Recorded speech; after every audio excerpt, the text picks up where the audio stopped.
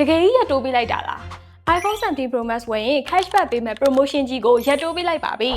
promotion မှာဘာပေးနေရလဲဆိုရင်ညီမတို့ရဲ့ iCare မြန်မာမှာ August လ9ရက်နေ့ကနေ9ရက်နေ့အထိ iPhone 17 Pro Max 512GB ဝယ်ယူမယ်ဆိုရင်တော့ cashback 3သိန်းတိတိပေးတော့မဲ့ promotion ကြီးရှိနေပါတယ်ဒါအပြင် iPhone 17 Pro Max 512GB ကို84သိန်း6000နဲ့ရရှိမှာဖြစ်ပြီးတော့ cashback 3သိန်းမှာထည့်ရအောင်မှာဆိုတော့ဒီထက်တန်တာရှိပါအောင်လားနော်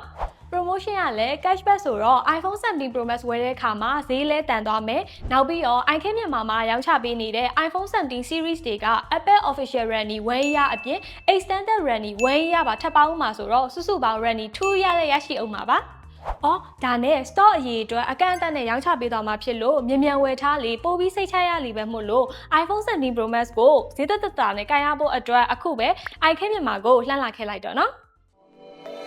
။